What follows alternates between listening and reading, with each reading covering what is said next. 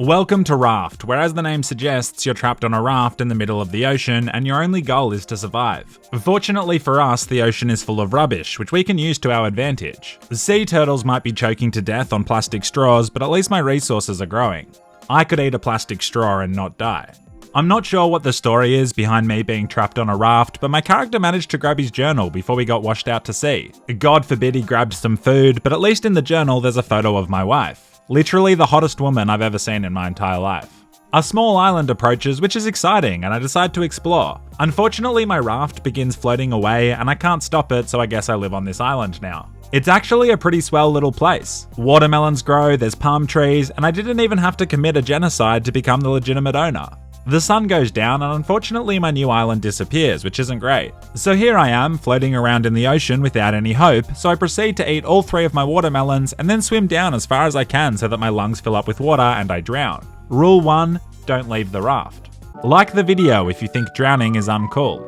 I restart and begin gathering as much junk as I can again. Honestly, I'm making Mr. Beast's Team Sea campaign look like a publicity stunt. There's also a hungry shark that swims around your raft at all times, so if you slip into the water, you get eaten alive. I extend my raft a little bit because bitches love big rafts, and this time I don't explore the island because personal growth.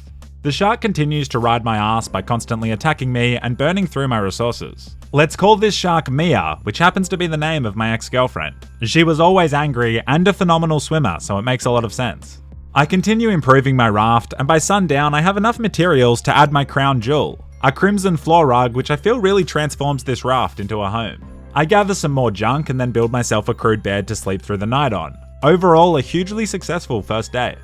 I wake up extremely dehydrated and close to starvation. My character eats more food than anyone I've ever met, it's like he's bulking. As it turns out, using my precious resources on floor decor and then sleeping for 8 hours isn't a luxury I can afford right now. A storm rolls in while I madly try and find something to drink. I fail miserably and collapse dead. Rule 2, ensure to build rugs after water purifiers. I restart again, but this time with a great attitude. I prioritize collecting floating barrels as they hold the most. Before long, I have extended my raft and constructed a water purifier.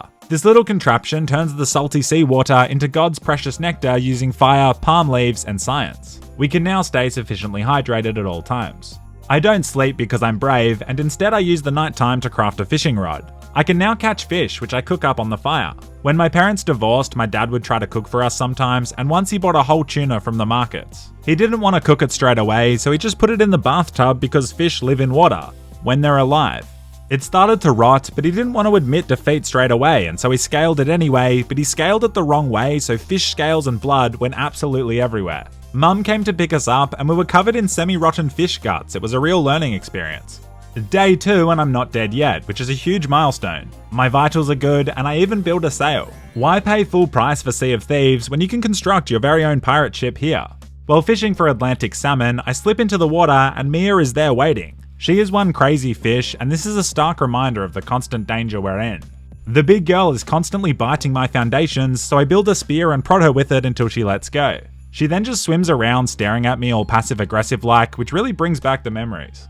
After many days of saving the ocean by cleaning junk and also ruining the ocean by overfishing, I have a huge breakthrough. I build several nets on the edge of my raft which collect the objects we run into so I can spend my time doing other things. That's passive income. Now that my raft is in a decent spot and I'm satisfied that I won't drop dead due to malnutrition, I decide to anchor and properly explore my first island. We might be working in unison with Team Seas, but I'm really giving the middle finger to Team Trees. I may have also upset a fragile ecosystem, but the wood goes to good use as I begin construction on my cabin. It's going to be lit. Mia proceeds to ruin it just like she ruins everything. It would be funny if she watched this video, but I doubt raft content is up her alley. She's probably too busy screaming and getting lip injections, which again, kinda makes her look like a fish, and a shark is a fish. It's like the developers based this crazy shark after her. The days of collecting, building, and improving my raft go by. Although I have a system, it can be difficult to ensure there's always enough food and water.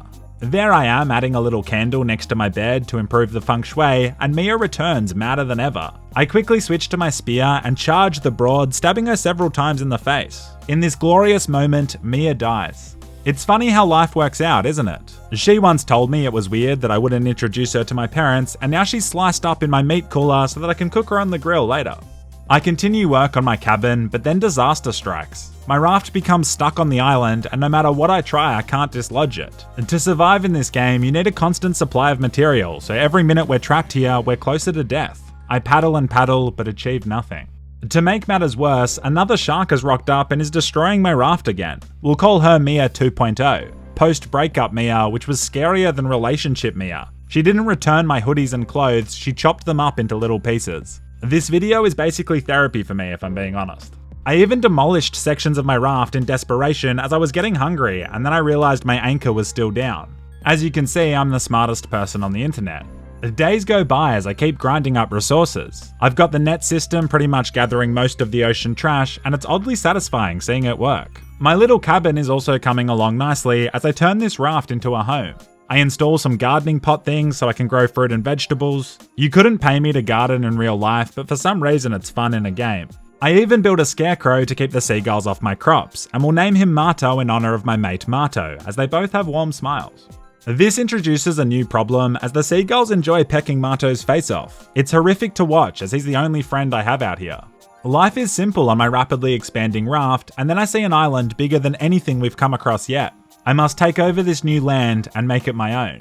I drop my anchor and prepare to infiltrate this tropical paradise.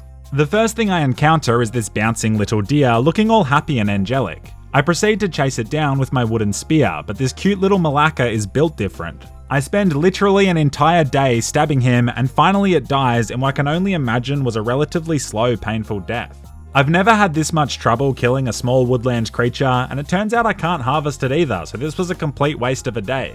I re-attempt an exploration of the island and immediately spot a bird that isn't a pelican. I stab it with my spear, which angers the prehistoric avian creature, and it starts dropping rocks on my head. Dinosaurs are cringe. On top of all of this, a warthog roams the land and it loves charging me down like it was a hog rider from Clash of Clans. I need better weapons to fight these animals, and so I begin the process of building a furnace so I can eventually craft a bow.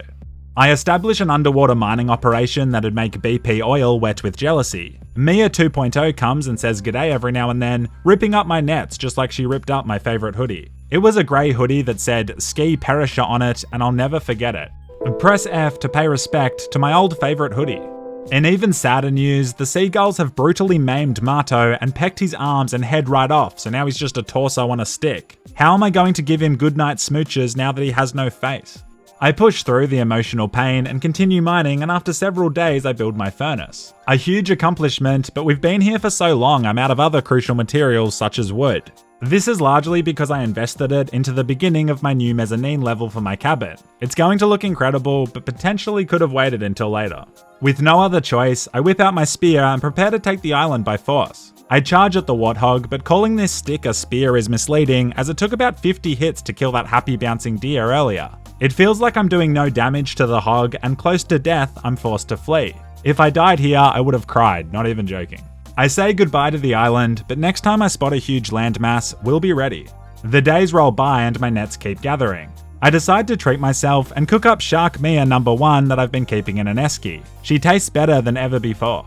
Then, another large island approaches and I prepare for all-out warfare. I put some seaweed in my furnace and craft myself some vine goo so that I can make a bow. Science. Within seconds, the boar is charging right at me, but I retreat to the water and exploit the game mechanic of it not being able to swim. This is immersion shattering, as warthogs are actually great swimmers in the real world. Everything else about the game makes perfect sense, but this is a step too far. I want swimming pigs in the next update. I kill the beast and then decapitate it for some reason. I then go and get a well-earned 8 hours and prepare for day 2.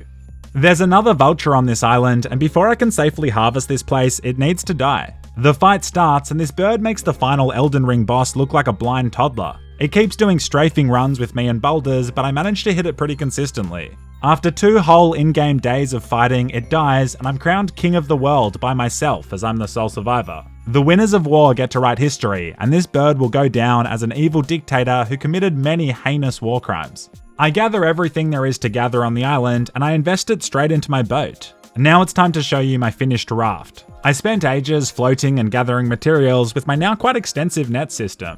Downstairs, I've converted my old quarters into a production room and guest bedroom. I've hung the warthog's head right above the guest bed to make visitors think twice about premarital relations. I installed the cute little cat because it's drippy. I've added in trees because why invade islands when you can just become an island? If you come up these stairs, it leads you to the love shack or my bedroom, which includes a crimson decorative rug that I've been wanting since my first attempt at this game. I've also got a fully operating clock that I built from driftwood, I guess. Over here is my little table area with the subtle decorative feature of the vulture's head. Up on the top level is my crow's nest, where I've put another tree and also a nice big couch. If I'm on lookout, then I'm reclining on a chaise. This is a society. Finally, out back, I put Mia's head on display to show the other sharks that I'm not playing. So yeah, I survived 100 days or however many days this was. I'm keen to check out the GTA Online Expanded and Enhanced next video. If you enjoyed this content, I appreciate a like. I love you guys. See you soon.